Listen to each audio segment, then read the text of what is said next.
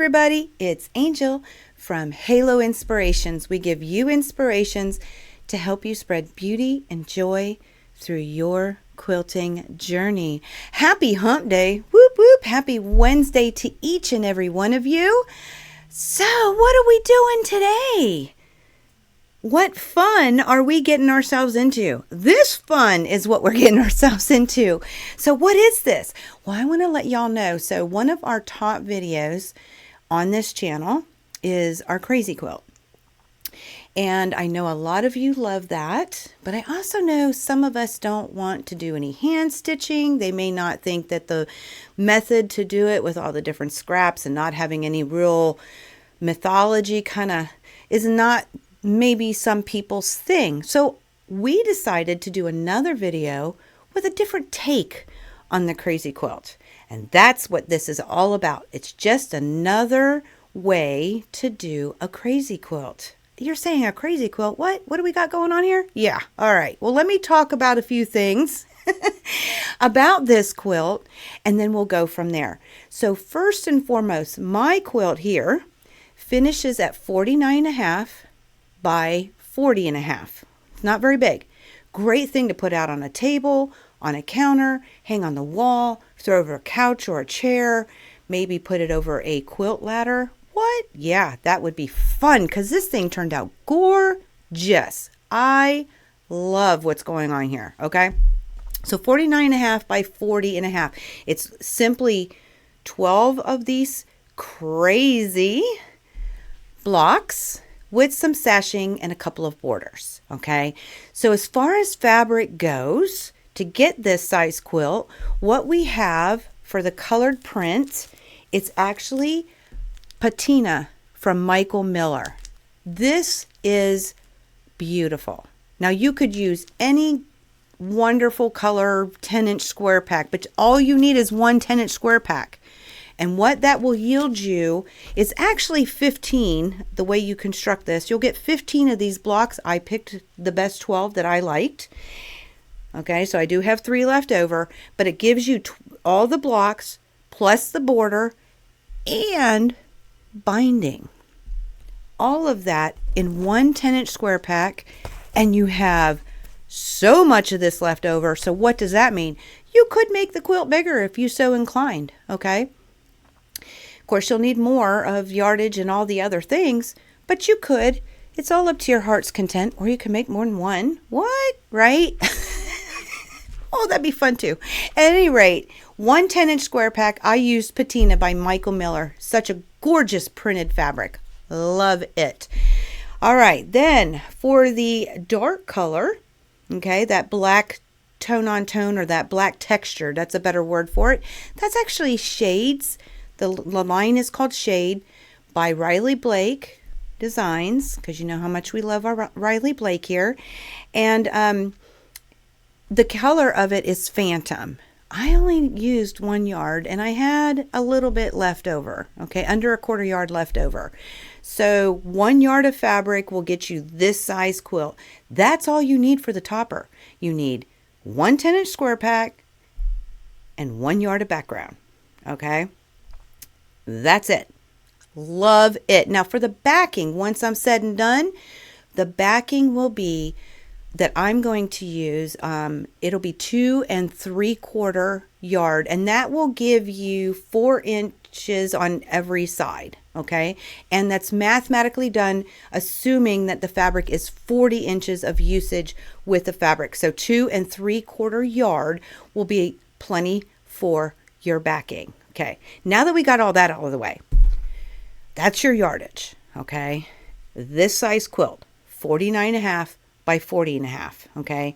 Now, how do we get these squares? I want to tell you, I have fallen in love with these templates. Oh yeah, I'm trying to think if there's even a better word. I can't think of one right now. Love these templates.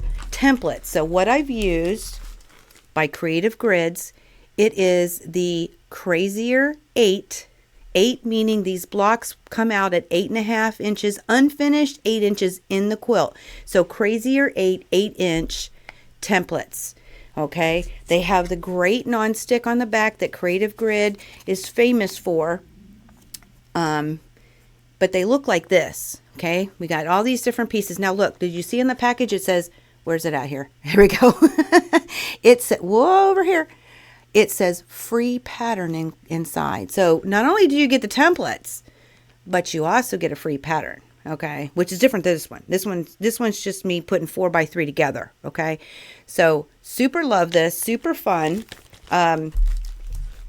Made it so stinking easy. Okay, so I use the Crazier 8, 1 10-inch square pack, 1 yard of fabric, and we will get to the 2 3/4 yard for backing to do this. So how in the world does this all come together, and how is it that I'm saying it's a crazy quilt? Because crumb and crazy are two different things. I got kind of a mixy match going on back here right now, but let's dive in. First, let me show you how to use these templates and how to get this beautiful block and this beautiful quilt started. So I'll see you guys in just a sec. So here are the 10-inch squares that I have worked with. It's from the Patina line, Michael Miller, as I mentioned before, but look at these luscious colors. I think it would be fantabulous in a crazy quilt. And then we have our templates, okay?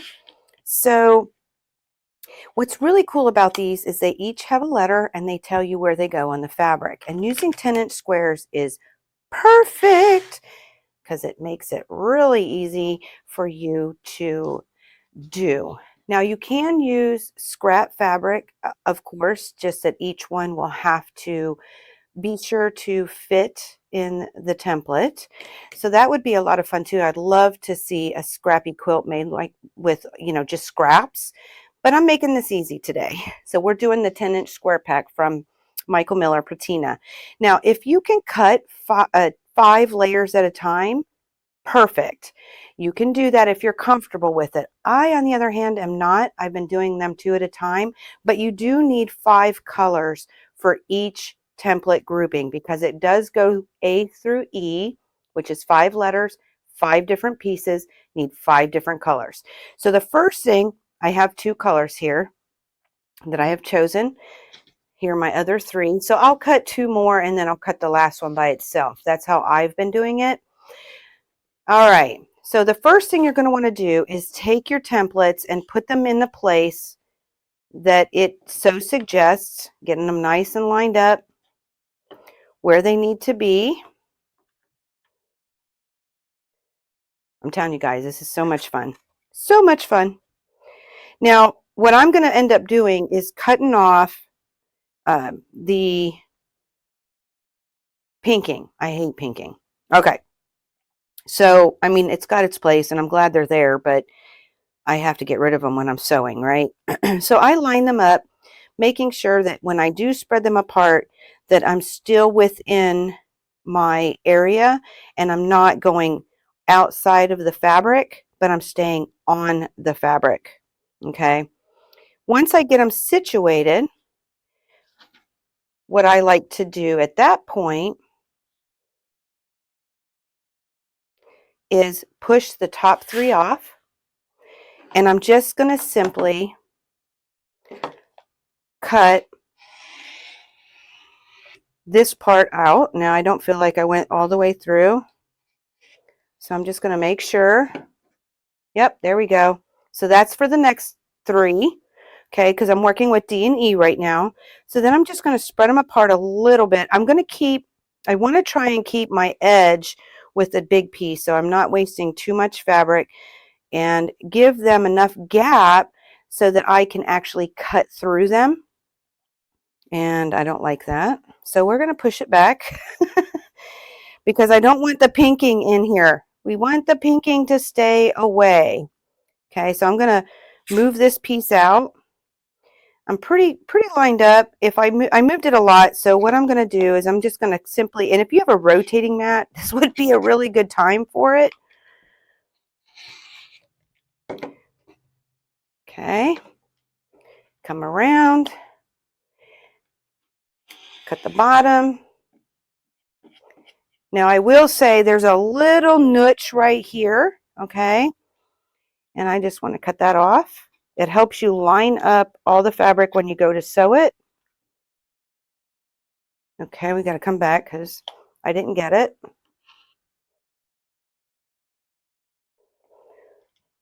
Okay. There we go. Perfect. So now I have 2 E's. A little bit of scrippy scrap. Not much. Not worth saving, that's for sure. So we're just going to put that over here in the E pile. And I'm done with E for right now. Because remember, I got to cut 5. But I want to go to the D's.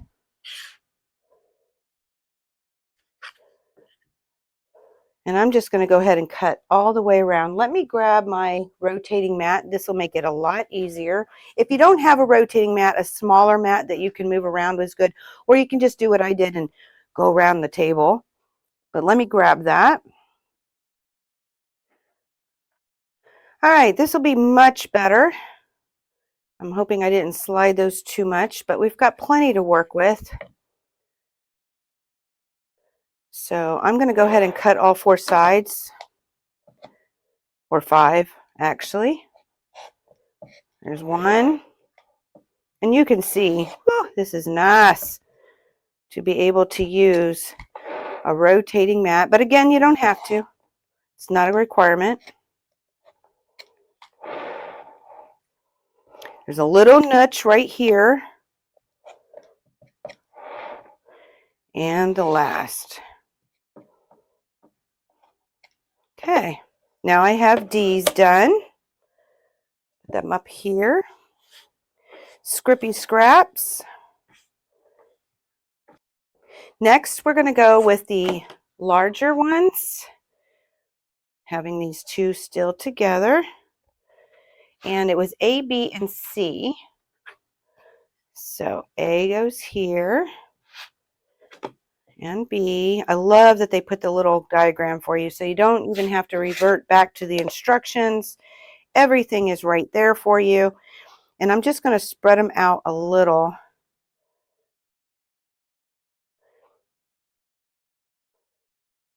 Making sure I have enough room. Move those 2 away.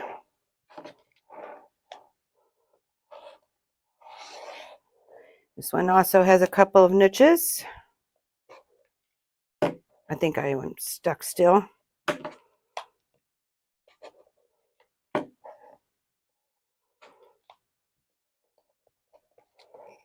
Okay. Let's see about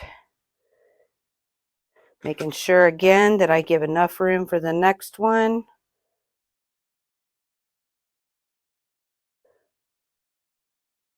Okay. Move that away.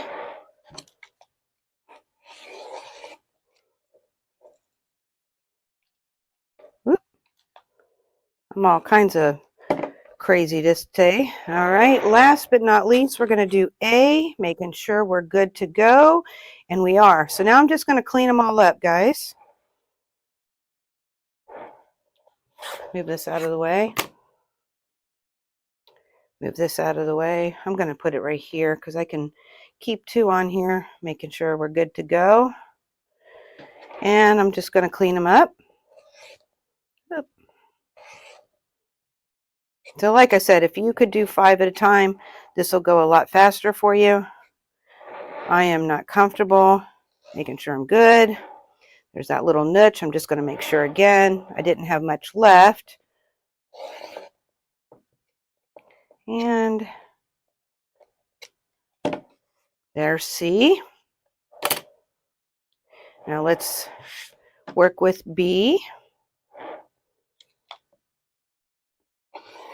There's another little niche.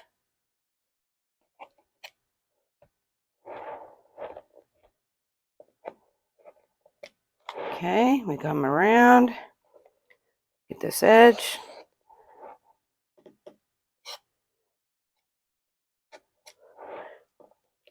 Three more. Whoop. Yeah, you know I probably put a nook in my blade at that point. Okay. There is B. Get these all cleaned off. And the last one, A, no, that's E. D, E, A, B, and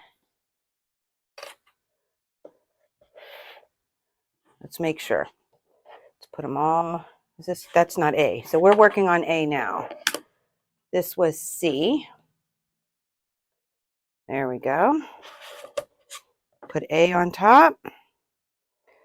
Last round to cut.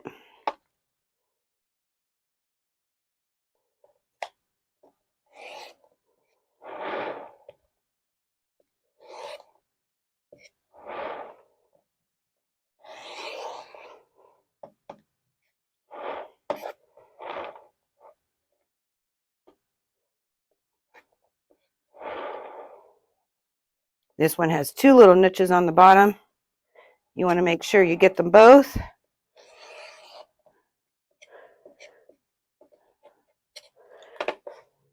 Okay, and that is A. So what we'll do is I'm just going to keep my piles together. And I've got to cut 3 more pieces because remember we need 5. So I'll get those done off camera and then we'll go to the next step. I'll see you in just a sec.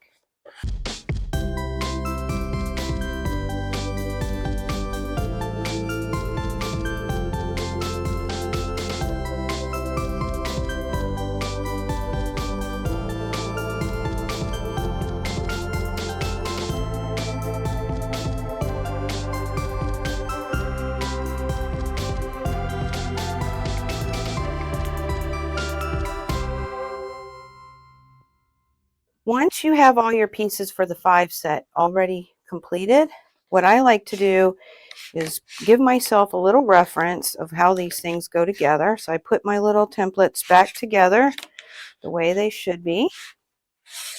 Okay. All right, 5 colors. So we're going to build this to look like this. Okay. So this is E.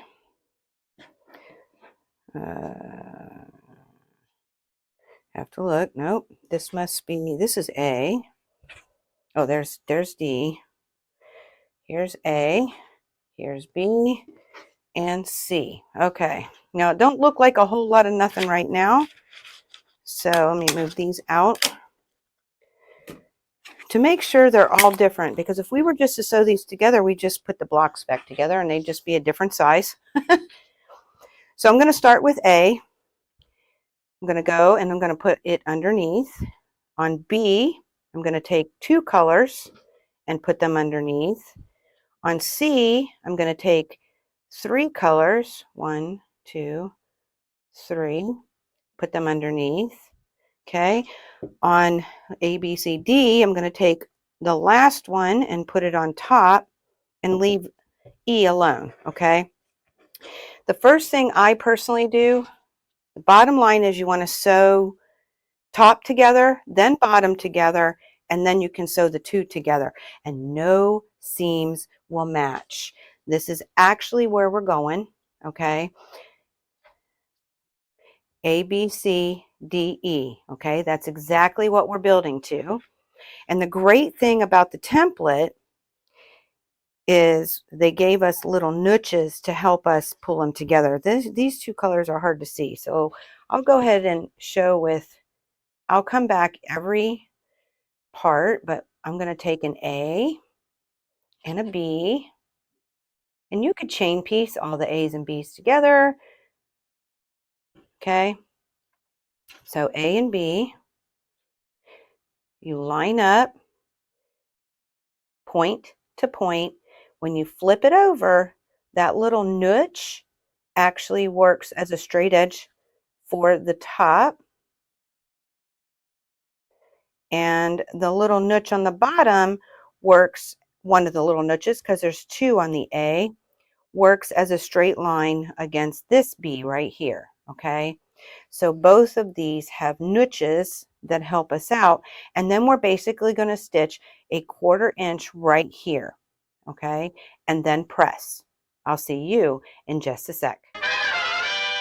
Just as a reminder, we put them all together as the templates instructed. We had 5 piles, and I showed you how to manipulate them so every time you pulled a block, they were all different colors. Okay, that was the important part. And then I told you to take A to B and line her up with the notches and give her a good 1/4 inch seam and press. Now I have found it's best to press to the next letter. So this is A to B. I found it better to press to B. I didn't start that way, but I found it better. So once you do that, what you will have, I love this. I absolutely love this. So you'll have your A to B, and then you'll have all your blocks just like so. They're still not all together. You're going to take C and line her up on the niches, sew your 1/4 inch, press towards C. Okay, now it doesn't really matter how you press because as you see so far, we don't have any matching seams. I just found it easier. That was it. You can definitely press if one's lighter than the other, you can press to the dark side. So once you add C and press that block, the next one will look like this. Okay, so I've got A, B, C together. Done.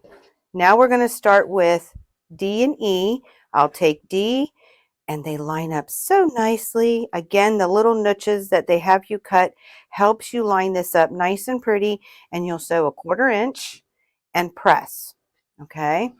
Once you've done that one, now what you have, and notice all my blocks are different colors, and that's because of the way we were pulling when we switched all the colors around. Okay, now we have A, B, C, D, E. Okay, and notice no matching seams. Love it. Okay, so then you'll just take the bottom to the top, and if you want to pin, you can, because the seam is getting a little long, but you're going to line up the niches, okay, that are there for you, stitch your 1/4 inch and press. And again, it really doesn't matter which way you press, and you should have yourself a final block. Now, if you did this to all 40, usually it's 40 that come in a 10-inch square pack, you would have 40 different blocks, and they're supposed to finish at 8.5-inch square. Now remember I said supposed to. These are really bias edges, so please don't pull too hard. Just let the machine do the work whenever you stitch. Now my 1/4 inch is off because I'm working on another project, so what I found, it was best to me to trim down to 8.25. That's just me. I could have done 8 inches too. That would have been fine too. That's probably mathematically better, but 8.5 inches is what you have. If you do all of that 5 times, right? 5 different colors each time, then you will have 40 different blocks at 8.5 inches.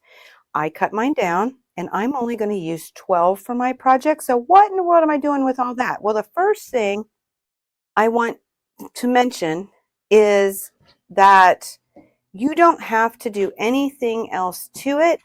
You can line them up so your colors don't match, your seams don't match, and you can simply sew them all together. That would be kind of cool, wouldn't it? That would be really cool. That's not what I've decided to do. I'm actually taking 1.5-inch strips, and I'm going to put sashing in between, okay, of all my blocks. It's my preference. That's the color choice that I did. There we go. This is Phantom Shabby. And I'm going to cut my strips, and I'm going to sew my strips to my blocks. I'm only doing a 4x3. So then what I'm going to do is I'm going to cut 2.5-inch strips, sew them together and do a border. And then I'll put a 4.5-inch border around the whole thing. And then we get to the really fun part. This has actually been fun though. I'm not even going to lie to you.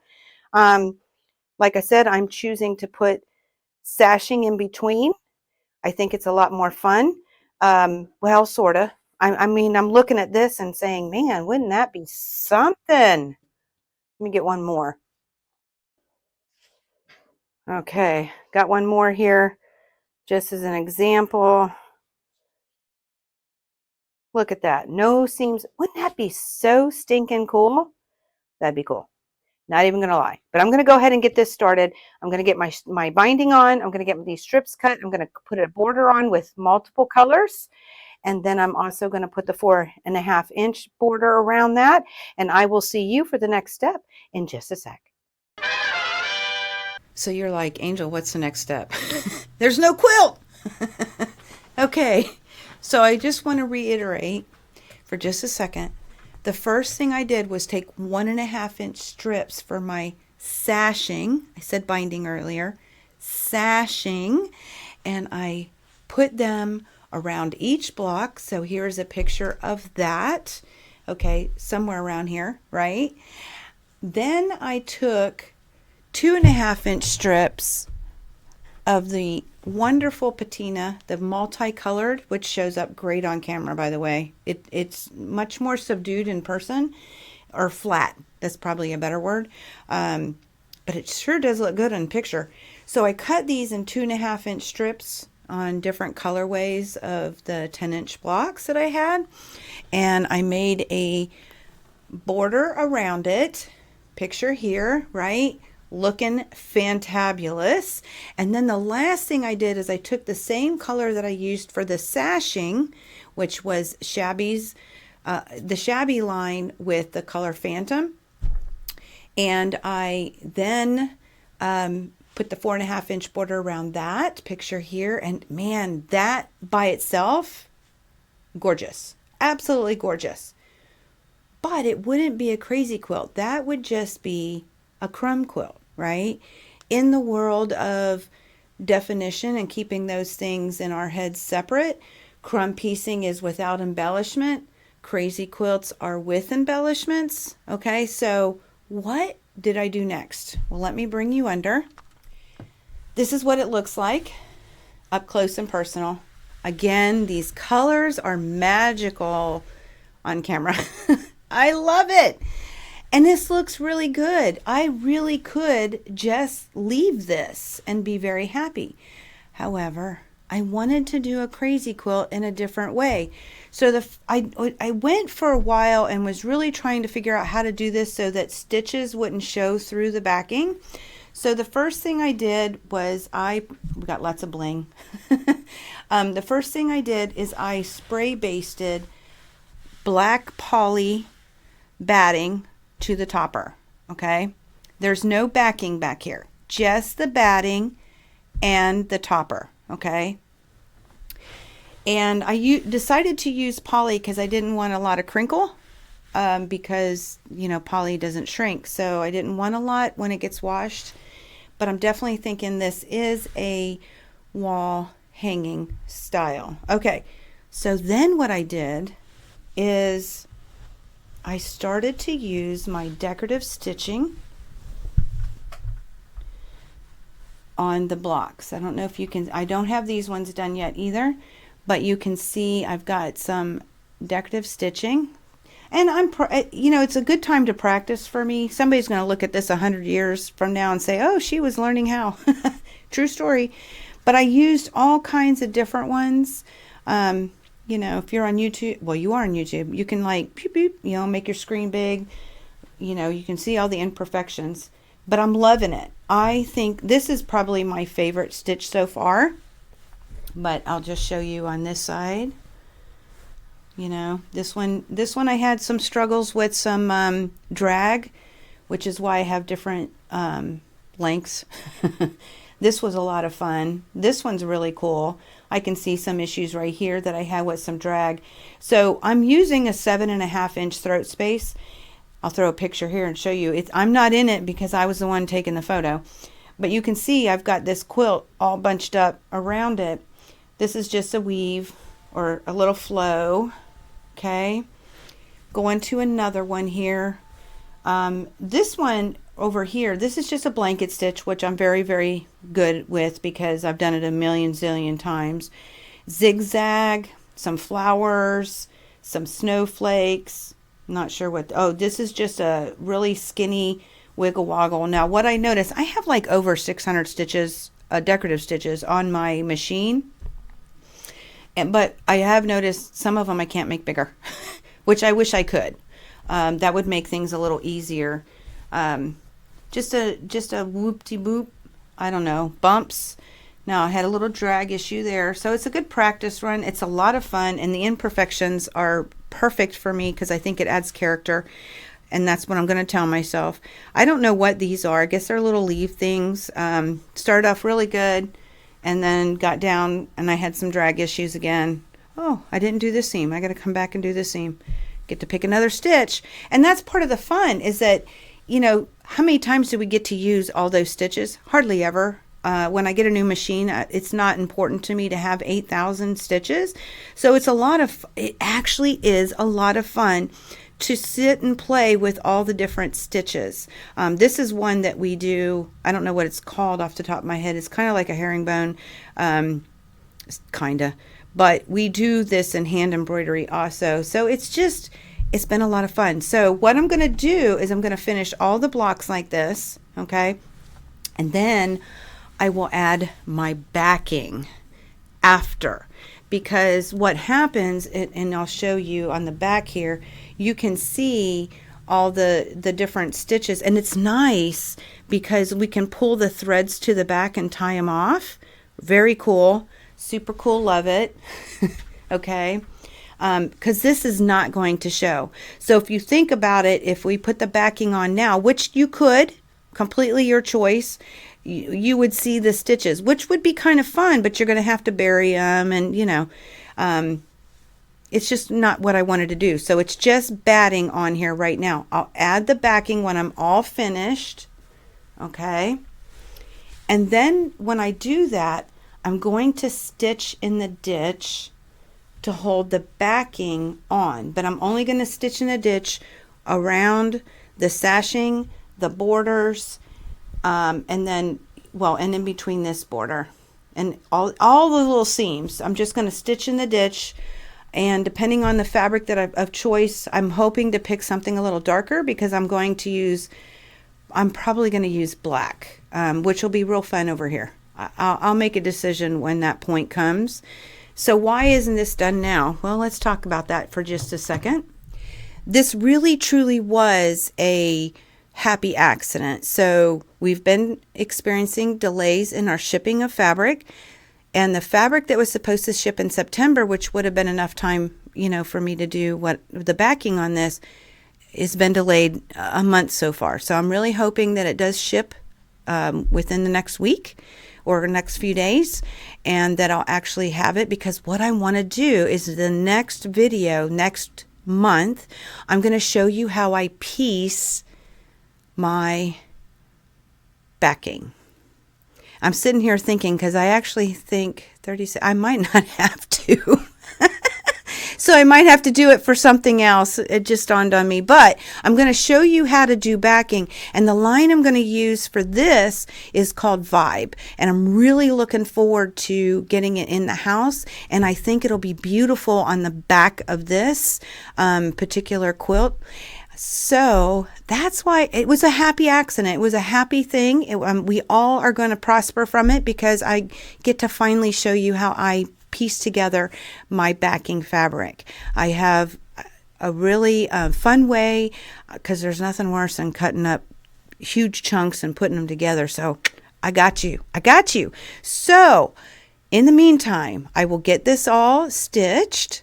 Hopefully I even have some more done before our live today, our live Q&A at 3 p.m. Why? Because we're in Virginia. So I'll show you any more stitches that I have gotten done on my quilt. And just know, once I put the backing together and I get it basted, I will spray baste again the backing on. Then I'm just going to simply stitch in the ditch just to hold the backing. We don't have to worry about the migration of our batting. Number one, it's 12 inches with Dream Poly. Okay, I just want to put that out there. It's 12 inches. But because we've already done all those stitches inside the blocks, then we don't have to worry about the batting doing any migration. And then, of course, the stitch in a ditch will do the outside areas, and it will hold just perfect. Absolutely perfect. And then if you're wondering what I'm going to bind it with, I have all of this fabric, okay, left over patina from that 10-inch square pack. Now, some of them have been cut because I did the borders, but that's perfectly okay. What I'm going to do is I'm going to cut my 2 1/4 strips. Instead of 2 1/2, I use 2 1/4, and I will do a binding with that. I love a multicolored binding, so I'm really looking forward to it because I think it goes really well with the inside of this quilt and the border, the 2 1/2-inch border. It's 2-inch finished in the quilt, but 2 1/2-inch cut. That is the same line. I think it just ties it all back together. But yeah, look how much I have left. I remember I only did 12 squares, 4 by 3. Okay, so plenty to do the border around it, plenty to do the binding, and I look forward to it. Absolutely look forward to it. So that's the scoop, guys. We are doing a different way of our crazy quilts. And you know what? You could so add buttons and lace and all of the goodies that you so desire on this project, utilizing your sewing machine in just the way if you just put the backing on, the batting on without the backing, then you could do even a lot more, make your life so much simpler as far as hiding threads and whether it looks pretty on the back. We won't have to care. We won't care because it's all going to be hidden. And so that, we'll see if I get to any little extras. Right now I just love doing the stitches. So much fun. I hope you enjoyed this. But until 3 p.m. for our live Q&A today, or until next time, may you all continue to be inspired, productive, ever so joyful, never stop believing, and never stop making your dreams in quilting come true. We love y'all. Happy quilting. Happy hump day. Whoop, whoop. We'll see you all soon.